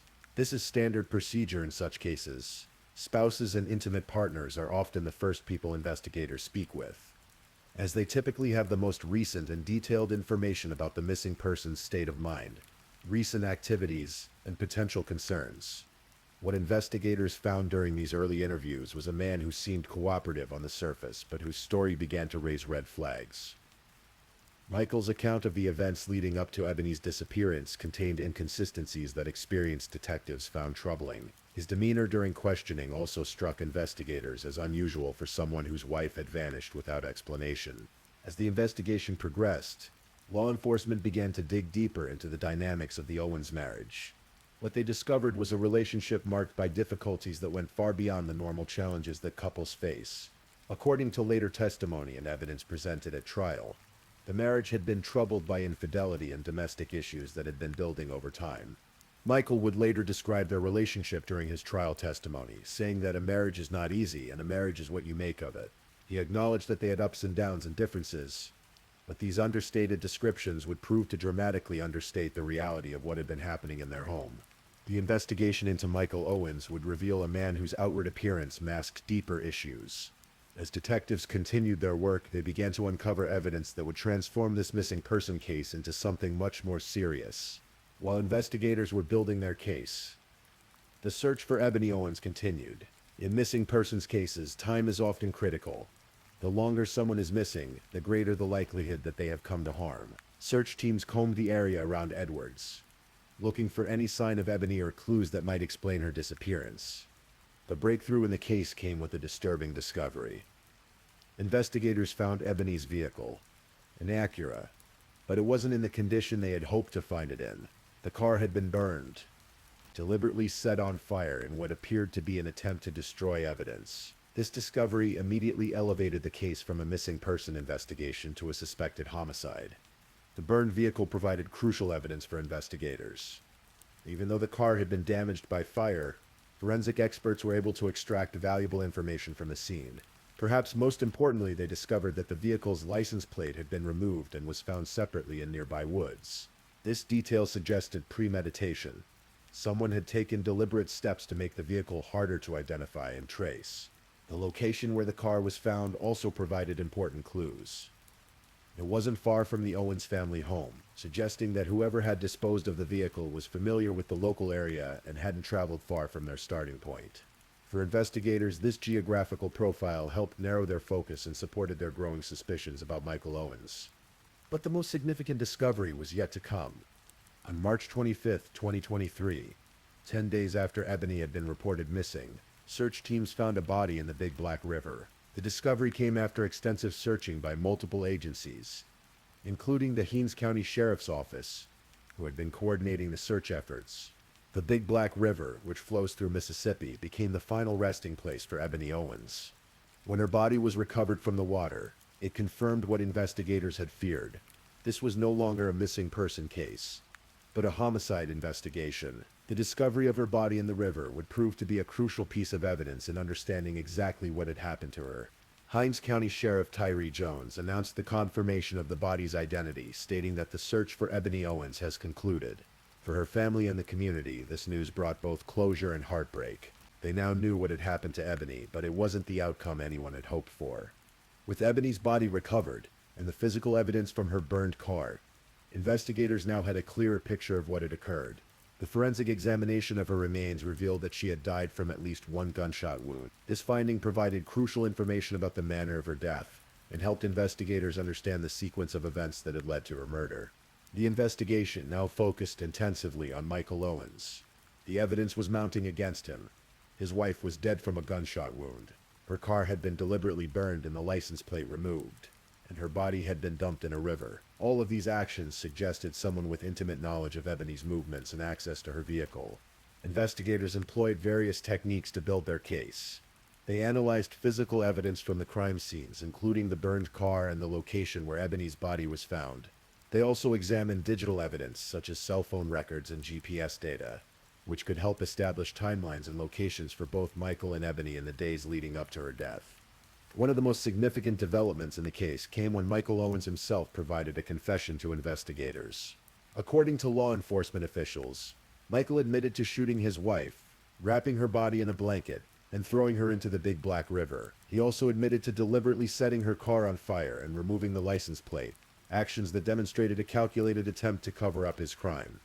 His confession provided investigators with the details they needed to understand exactly what had happened. According to Michael's account, the murder had stemmed from seeing something that had made him angry, likely related to the marital problems that had been plaguing their relationship. The confession painted a picture of a domestic dispute that had escalated to deadly violence. The investigation also uncovered additional charges against Michael Owens that extended beyond the murder of his wife. He was also charged with sexual battery of a minor and sexual assault of a minor, charges that suggested a pattern of criminal behavior that went beyond the domestic violence that had claimed Ebony's life. Following his arrest, Michael Owens initially pleaded not guilty to the charges against him. This plea set the stage for a trial that would examine the evidence against him and allow both the prosecution and defense to present their cases to a jury. The case proceeded through the Hinds County legal system, with Judge Faye Peterson presiding over the proceedings. The prosecution faced the task of proving beyond a reasonable doubt that Michael Owens had murdered his wife, despite his initial not guilty plea. However, they had significant evidence to work with, including his own confession and the physical evidence from the crime scenes. As the case moved toward trial, the prosecution prepared to present a comprehensive case that would demonstrate Michael's guilt. They had his confession, in which he admitted to shooting Ebony, disposing of her body in the river, and burning her car. They also had forensic evidence from the crime scenes and testimony from investigators who had worked on the case. The defense team faced the challenging task of representing a client who had confessed to the crime. Their strategy appeared to focus on arguing that this was a crime of passion rather than premeditated murder. They characterized the killing as the result of a rocky, unfaithful relationship and suggested that Michael's actions were driven by emotion rather than calculated planning. During the trial, Michael Owens took the stand to testify in his own defense. His testimony provided insight into his perspective on the marriage and the events that led to Ebony's death. He spoke about the challenges in their relationship, describing marriage as not easy and what you make of it. He acknowledged that they had their ups and downs and differences, but his testimony failed to provide a compelling justification for his actions. The prosecution, meanwhile, focused on ensuring that justice was served for Ebony Owens. They argued that regardless of any marital problems, nothing justified the murder of an innocent person and the subsequent attempts to cover up the crime. The case they maintained was about holding Michael accountable for his actions and ensuring that Ebony's death was not in vain. After hearing all the evidence and testimony, the Hinds County jury reached their verdict. On September 9, 2025, more than 2 years after Ebony's body was found in the Big Black River, Michael Owens was found guilty on all counts. The jury convicted him of first-degree murder and third-degree arson, finding that he had indeed killed his wife and deliberately burned her vehicle to cover up the crime. The conviction represented a significant moment for Ebony's family and friends, who had waited more than 2 years for justice. It also provided closure for the community of Edwards, which had been shaken by the brutal nature of the crime and the realization that domestic violence had claimed the life of a local mother. Judge Faye Peterson, who had overseen the trial proceedings, was responsible for sentencing Michael Owens following his conviction. The sentencing phase of the trial allowed both sides to present arguments about what punishment would be appropriate for the crimes he had committed. The prosecution likely argued for the maximum penalties available under Mississippi law, emphasizing the premeditated nature of the crime and the deliberate steps Michael had taken to cover up his actions. The murder of Ebony, followed by the disposal of her body and the burning of her car, demonstrated a callous disregard for human life that warranted severe punishment. The defense, having failed to secure an acquittal, would have focused on mitigation factors that might have influenced the judge to impose a lighter sentence. However, given the severity of the crimes and the defendant's own confession, their options were limited. Judge Peterson ultimately sentenced Michael Owens to life in prison for the murder charge and an additional 3 years for the arson charge. This sentence ensured that Michael would spend the rest of his life behind bars, unable to harm anyone else, and paying the ultimate price for his crimes. The life sentence represented justice for Ebony Owens and provided some measure of peace for her surviving children, who had lost their mother to domestic violence, and would now grow up knowing that her killer had been held accountable. The murder of Ebony Owens serves as a tragic reminder of the deadly reality of domestic violence in America. According to statistics from the National Domestic Violence Hotline, domestic violence affects millions of people each year, and intimate partner violence accounts for a significant percentage of homicides involving women. Ebony's case illustrates several common patterns seen in domestic violence situations that escalate to murder. The troubled marriage, the apparent normalcy that masked underlying problems, and the ultimate explosion into deadly violence all reflect dynamics that domestic violence experts recognize as warning signs. For the 4 children that Ebony left behind, her murder represents an unimaginable loss. These children not only lost their mother to violence, but they also lost their father to the prison system as a result of his actions.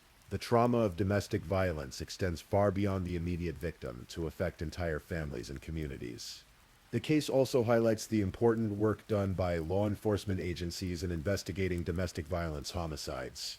The Haines County Sheriff's Office, along with other agencies involved in the investigation, demonstrated the thorough and methodical approach needed to build a successful case against a perpetrator of domestic violence. Sheriff Tyree Jones and his team coordinated an extensive search operation that ultimately led to the recovery of Ebony's body and the evidence needed to secure a conviction. Their work ensured that Michael Owens could not escape accountability for his actions and that Ebony's death would not go unpunished. The prosecution team also deserves recognition for their dedication to securing justice for Ebony. By presenting a comprehensive case that included Michael's confession, physical evidence, and expert testimony, they were able to convince a jury to hold him accountable for his crimes. The case of Ebony Owens offers several important lessons about domestic violence, criminal justice, and the importance of supporting victims of abuse. First and foremost, it demonstrates that domestic violence can affect anyone, regardless of their background, location, or circumstances. Ebony was a mother living in a small Mississippi community, but she became a victim of the same pattern of intimate partner violence that affects people across all demographics. The case also shows how quickly domestic disputes can escalate to deadly violence. While we may never know all the details of what transpired between Ebony and Michael on the day of her murder, his own confession suggests that their argument escalated rapidly from a verbal dispute to a fatal shooting. This pattern is unfortunately common in domestic violence homicides, where long-standing relationship problems suddenly explode into deadly violence. For those who may be experiencing domestic violence, Ebony's story serves as a stark reminder of the importance of seeking help before situations escalate. The National Domestic Violence Hotline provides confidential support 24 hours a day at 1-800-799-7233, and their website at the hotline org offers resources and information for those who may be in danger. The successful prosecution of Michael Owens also demonstrates the importance of thorough criminal investigations and the value of confession evidence in securing convictions. While his confession was crucial to the case, investigators still had to corroborate his statements with physical evidence and build a comprehensive case that could withstand scrutiny in court. The case highlights the collaborative effort required to solve complex crimes. Multiple law enforcement agencies worked together to search for Ebony, investigate her murder, and build the case against her husband. This cooperation was essential to ensuring that justice was served, and that Michael could not escape accountability for his actions. As we conclude this examination of the murder of Ebony Owens, we're left with both a sense of justice served and a profound sadness for a life cut short by domestic violence. Ebony was a mother of 4 children who deserved to live a life free from violence and fear. Instead, she became another victim of intimate partner violence, killed by the person who should have protected and cherished her. The conviction and life sentence of Michael Owens represents the successful application of the criminal justice system in holding perpetrators of domestic violence accountable for their actions. The conviction and life sentence of Michael Owens represents the successful application of the criminal justice system in holding perpetrators of domestic violence accountable for their actions. Her story serves as a reminder that domestic violence remains a serious problem in our society, one that requires continued attention from law enforcement, social services, and communities as a whole. Each case represents not just a criminal act, but a human tragedy that ripples through families and communities for generations. The waters of the Big Black River, where Ebony's body was found, continue to flow through Mississippi, carrying with them the memory of a life lost to violence. But her story also carries a message about the importance of justice, the dedication of those who work to solve crimes, and the ongoing need to support victims of domestic violence before tragedy strikes. For those listening to this story, whether you're seeking sleep or simply wanting to understand this tragic case, remember that behind every true crime story is a real person who deserved better. Ebony Owens was that person. A mother, a daughter, a human being whose life had value and whose death demands that we do better in preventing such tragedies in the future. In the end, the murder of Ebony Owens is both a story of justice served and a call to action for all of us to recognize the signs of domestic violence and work to create a world where such tragedies become increasingly rare.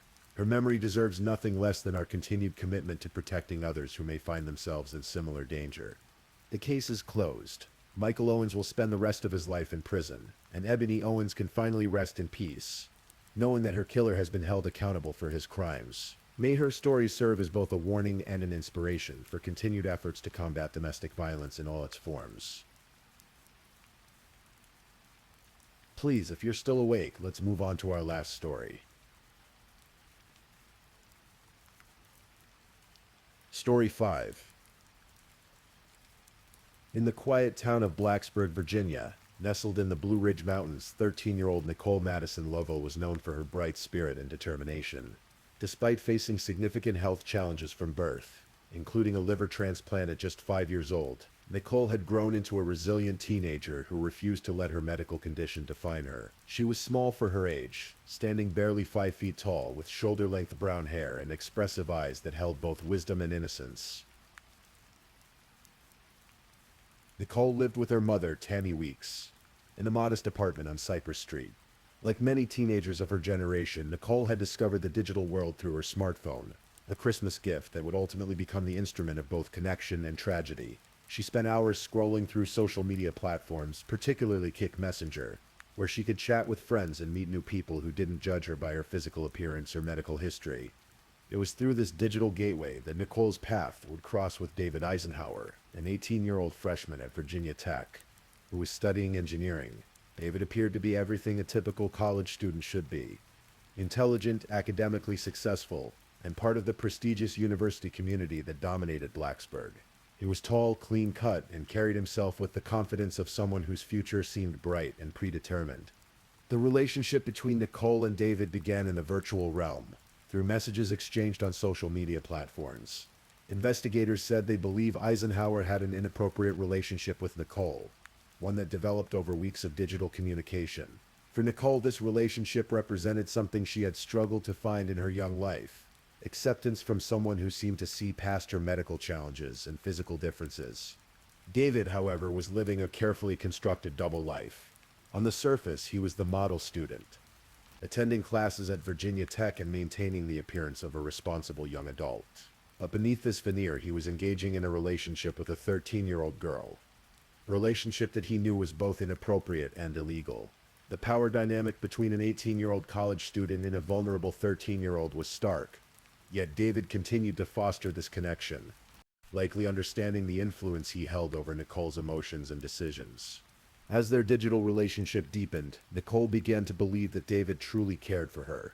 She shared intimate details of her life, her struggles with her health, her feelings of isolation, and her dreams for the future. For a girl who had spent much of her childhood in and out of hospitals, who had endured medical procedures and medications that set her apart from her peers, the attention from an older, seemingly sophisticated college student felt like validation she had never experienced before. But David's motivations were far more complex and sinister than Nicole could have understood. The girl was planning to expose their relationship, the official said. Investigators think this was the motive for killing her. What had begun as a secret digital romance had evolved into something that David perceived as a threat to his carefully constructed life and future aspirations. Enter Natalie Keepers, David's fellow freshman at Virginia Tech. Natalie was studying aerospace engineering, and like David, presented herself as a serious, academically focused student. She was known among her peers as someone who was intelligent but somewhat socially awkward, struggling to find her place in the competitive environment of university life. When David approached her with his problem, his secret relationship with Nicole, and the girl's threats to expose it, Natalie made a decision that would alter the course of multiple lives forever. Rather than encouraging David to end the inappropriate relationship or seek help, Natalie chose to become his accomplice. Prosecutors said Keepers helped Eisenhower buy a shovel and pick out the location for the murder. The planning phase of Nicole's murder was methodical and chilling in its calculation. The two college students approached the taking of a 13-year-old's life with the same analytical thinking they might apply to an engineering problem. Nicole Lovell's death was plotted at a restaurant, where David and Natalie calmly discussed logistics while surrounded by other diners who had no idea they were witnessing the planning of a murder. They considered various methods, locations, and ways to dispose of evidence. Their conversations, later revealed through investigation, demonstrated a disturbing lack of empathy for Nicole as a human being, treating her instead as an obstacle to be eliminated. The plan they ultimately settled on was both simple and horrific. David would arrange to meet Nicole under the pretense of their ongoing relationship, luring her away from the safety of her home. Once she was isolated, he would kill her, and Natalie would help him dispose of the body and cover up the crime. On the evening of January 26, 2016, Nicole received the message she had been hoping for. David wanted to meet her in person, finally bridging the gap between their digital relationship and physical reality. For Nicole, this felt like a culmination of weeks of growing intimacy and connection. She carefully planned her escape from her apartment, waiting until her mother was asleep before making her move. In the early hours of January 27, 2016, Nicole Lavelle climbed out her bedroom window to meet him. The image of this small, medically fragile 13-year-old carefully maneuvering through her bedroom window in the darkness is particularly heartbreaking. She was wearing a white t-shirt and black leggings, carrying only her phone and perhaps a few personal items. Her mother would later find her bed empty, the window open, and Nicole nowhere to be found. The meeting location had been carefully chosen by David and Natalie. It was isolated enough that Nicole's screams wouldn't be heard, yet accessible enough for them to transport her body afterward. When Nicole approached David's car, she likely felt a mixture of excitement and nervousness. This was the moment she had been anticipating, finally meeting the person who had made her feel special and wanted. But David's intentions were already set in motion. Rather than the romantic encounter Nicole expected, she found herself facing the person who had decided she was too dangerous to remain alive. The details of Nicole's final moments are difficult to contemplate. David Eisenhower is accused of stabbing Nicole Lavelle and slitting her throat after she climbed out her bedroom window to meet him. A medical examiner testified that she had 14 stab wounds, including a lethal wound to her neck. The brutality of the attack suggests either extreme rage or a determination to ensure Nicole could not survive to expose their relationship. 14 stab wounds represent not just intent to kill, but a sustained violent assault on a child who had trusted David completely. The lethal wound to her throat was likely inflicted to silence her permanently, ensuring that the secrets of their relationship would die with her. Following the murder, David and Natalie worked together to dispose of Nicole's body. They had prepared for this moment, having purchased a shovel and scouted locations where a 13-year-old's remains might never be discovered. They drove through the darkness of the Virginia mountains, carrying the body of a child who had believed she was loved. Nicole's body was found 3 days later in a wooded area in North Carolina, days after she was reported missing. Lavelle's body was found at North Carolina border, on Route 89 in Surrey County, 80 miles south of her home. The location was remote, along a highway that cut through rural countryside where her remains might have gone undiscovered for months or even years, if not for the extensive search efforts that followed her disappearance. Meanwhile, back in Blacksburg, Tammy Weeks had awakened to discover her daughter missing. The open window, the empty bed, and Nicole's absence triggered immediate panic. Tammy knew that Nicole, despite her teenage desire for independence, would not have left voluntarily without explanation, especially given her medical needs and the medications she required daily. The search for Nicole involved multiple law enforcement agencies, volunteers from the community, and extensive media coverage. Tammy Weeks made desperate public appeals for her daughter's safe return, appearing before television cameras with the hollow-eyed exhaustion of a mother whose world had been turned upside down. The entire Blacksburg community rallied around the search effort, with volunteers combing through wooded areas, abandoned buildings, and any location where a 13-year-old might be found. During this period, David and Natalie continued their normal college routines, attending classes and maintaining their academic responsibilities as if nothing had happened. This ability to compartmentalize the murder of a child while continuing with daily life speaks to a level of psychological detachment that investigators would later find deeply disturbing. The break in the case came through digital forensic evidence. Nicole's phone records revealed her communications with David in the days and hours leading up to her disappearance. The technological tools that had facilitated their relationship ultimately became the evidence that would expose her killers. Text messages, social media interactions, and location data painted a clear picture of the events leading to Nicole's death. 18-year-old David Eisenhower is charged with abduction and first-degree murder in the death of Lovell, who vanished Jan 27. Another Virginia Tech student, 19-year-old Natalie Keepers, is charged with accessory before and after the fact. When authorities arrested the two students, the Blacksburg community was shocked. These were not the troubled outsiders that might be expected in such a case, but seemingly successful students at their prestigious university. The trials of David Eisenhower and Natalie Keepers would later reveal the full extent of their planning and the cold calculation behind Nicole's murder. David Eisenhower has been found guilty on all charges related to the murder of Nicole Lovell, after changing his plea to no contest on all charges. His decision to enter a no-contest plea came after days of testimony that painted a horrific picture of premeditation and brutality. A judge decided Tuesday that 50 years in prison will be David Eisenhower's punishment after he was found guilty of murdering Blacksburg teen Nicole Lovell. The sentence reflected the severity of his crimes, but offered little comfort to Nicole's family and friends, who would never see her grow up, graduate, or fulfill the dreams she had shared in her final conversations. Natalie Keepers faced her own legal reckoning.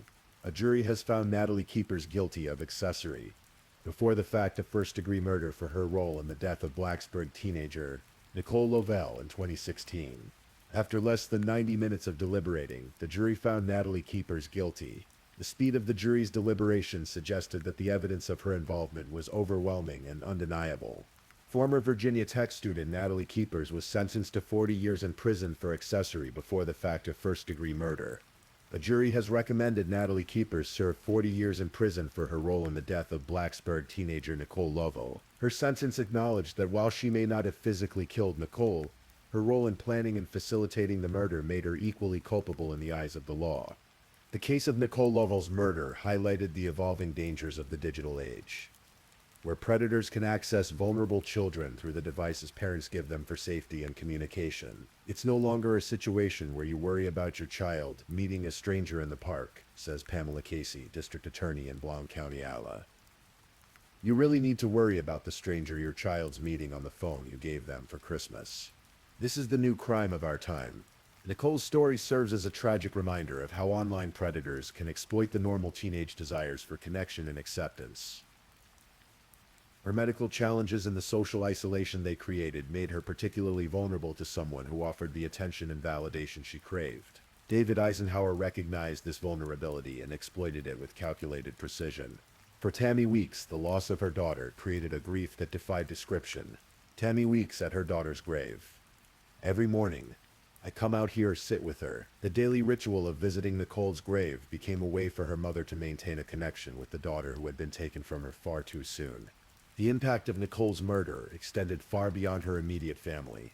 The Blacksburg community, already shaken by the revelation that Virginia Tech students had been responsible for killing a local child, began to grapple with questions about how such evil could emerge from their midst. The university itself faced difficult questions about whether warning signs had been missed, and whether more could have been done to identify students who posed a danger to the community. The case also sparked broader discussions about online safety, parental monitoring of digital communications, and the responsibility of social media platforms to protect underage users from predatory behavior. Nicole's death became a cautionary tale shared by law enforcement agencies, schools, and parent groups across the country. From a psychological perspective, The case raised disturbing questions about how two seemingly normal college students could plan and execute the murder of a child with such apparent detachment. Neither David nor Natalie showed significant signs of mental illness or previous violent behavior. Their ability to compartmentalize the planning and execution of murder while maintaining their academic and social responsibilities suggested a level of antisocial behavior that was both rare and terrifying. The forensic evidence in the case painted a clear picture of premeditation, the purchase of the shovel, the scouting of disposal locations, and the methodical planning of the murder demonstrated that this was not a crime of passion, but a calculated decision to eliminate what they perceived as a threat. This level of planning made their crimes even more heinous in the eyes of the law and the public. The trials also revealed the power dynamics that had existed in Nicole's relationship with David. As investigators pieced together their digital communications, it became clear that David had used his age, education, and perceived sophistication to manipulate a vulnerable teenager. He had positioned himself as someone who understood and accepted her in ways that others did not, creating an emotional dependency that he would ultimately exploit to lure her to her death. The legal proceedings were particularly difficult for Nicole's family, as they were forced to relive the details of her final days and hours.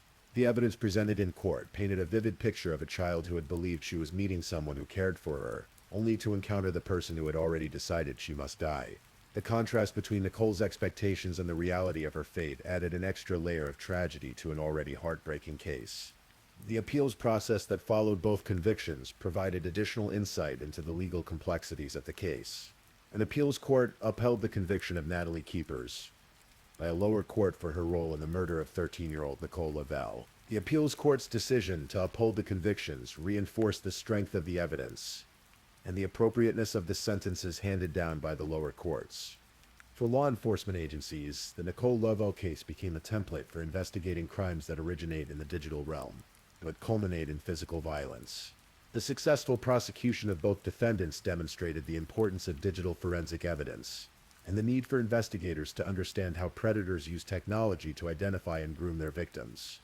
The case also highlighted the importance of community awareness and parental involvement in children's digital lives. While it would be impossible to monitor every online interaction, Nicole's story illustrated how understanding the warning signs of predatory behavior and maintaining open communication with children about their online relationships could potentially prevent similar tragedies. As the years have passed since Nicole's death, her story continues to be told in classrooms, community centers, and law enforcement training sessions as an example of how quickly online relationships can turn deadly. Her memory serves not only as a tribute to a young life cut short, but as a warning to other families about the hidden dangers that can lurk behind seemingly innocent digital communications. The investigation into Nicole's murder also revealed the broader network of online relationships that both David and Natalie maintained. Forensic examination of their digital devices uncovered evidence of other inappropriate communications and concerning behaviors that had not escalated to violence, but demonstrated a pattern of boundary-crossing behavior that might have served as warning signs if they had been recognized earlier. The institutional response from Virginia Tech included increased awareness programs about appropriate relationships, digital safety, and the responsibility students have to report concerning behavior among their peers. The university's reputation was inevitably affected by the revelation that two of their students had planned and executed such a heinous crime, leading to soul-searching about admission processes, student support systems, and community safety measures. The sentencing phases of both trials provided opportunities for victim impact statements that gave voice to Nicole's family and friends. These statements painted a picture of a young girl who had faced significant medical challenges with courage and determination, who had dreams for her future despite the obstacles she faced, and who had touched the lives of many people in her brief 13 years. The medical aspects of Nicole's story added another layer of tragedy to her death. Having survived a liver transplant at age 5, she had already overcome challenges that many adults never face. The immunosuppressive medications she required to prevent organ rejection made her more vulnerable to infections and other health complications. But they had not diminished her spirit or her desire to live a normal teenage life. Her small stature, a result of her medical condition, made her appear even younger than her 13 years. This physical vulnerability, combined with her emotional need for acceptance and connection, created a perfect storm that David Eisenhower was able to exploit. The power imbalance between a physically and emotionally vulnerable 13-year-old and an 18-year-old college student could not have been more pronounced. The digital evidence in the case provided a chilling timeline of Nicole's final days.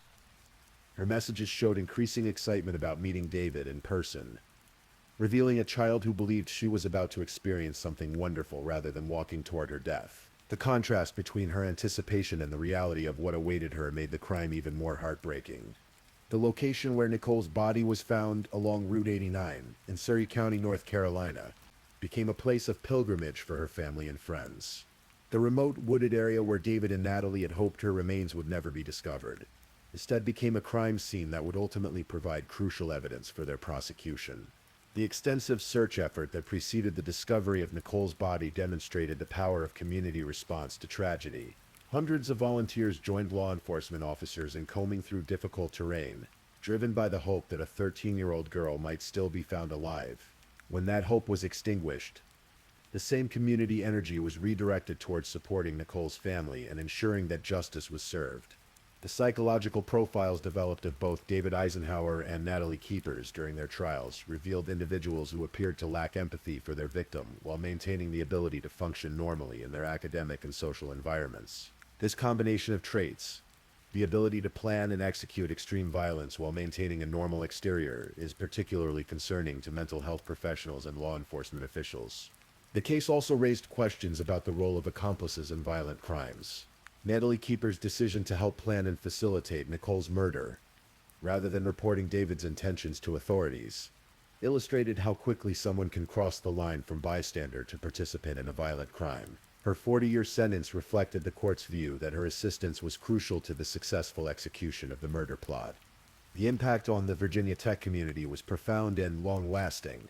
Students struggled to understand how two of their peers could have been capable of such violence, leading to increased awareness programs about recognizing warning signs of dangerous behavior and the importance of reporting concerns to appropriate authorities. The technological aspects of the investigation provided valuable insights for law enforcement agencies dealing with similar cases. The ability to track digital communications, location data, and social media interactions proved crucial in building the case against both defendants. This success story became a model for other investigations involving crimes that begin in the digital realm. The legal precedents established by the Nicole Lovell case continue to influence how prosecutors approach crimes involving online predators and their accomplices. The successful prosecution of both the primary perpetrator and his accomplice demonstrated that all participants in a murder conspiracy can be held fully accountable for their actions, regardless of who physically committed the violence. As we reflect on Nicole Lovell's story, we remember a 13-year-old girl who faced medical challenges with courage, who sought connection and acceptance in an increasingly digital world, and who trusted someone who ultimately betrayed that trust in the most devastating way possible. Her death serves as a permanent reminder of the vulnerability of children in the digital age, and the responsibility we all share in protecting those who cannot protect themselves. The quiet town of Blacksburg, Virginia, still carries the memory of Nicole Madison Lovell. In the places where she walked, the school where she studied, and the apartment building where she lived with her mother, her absence is felt. But her memory also serves a purpose, warning other families about the dangers that can hide behind friendly messages and romantic promises made by strangers on the internet. Nicole's story continues to be told, not just as a tragedy, but as a call to action for parents, educators, and communities to remain vigilant about the safety of children in both physical and digital spaces. In her death, Nicole became a teacher, showing the world the devastating consequences when predators are allowed to exploit the trust and vulnerability of children. In the end, the murder of Nicole Lovell was not just the story of one girl's tragic death, but a window into the evolving nature of predatory behavior in the digital age. Her memory lives on not only in the hearts of those who loved her, but in the awareness her story has created in the lives it may have saved by teaching others to recognize the warning signs of online predators. The case closed with justice served, but the lessons learned from Nicole's death continue to resonate.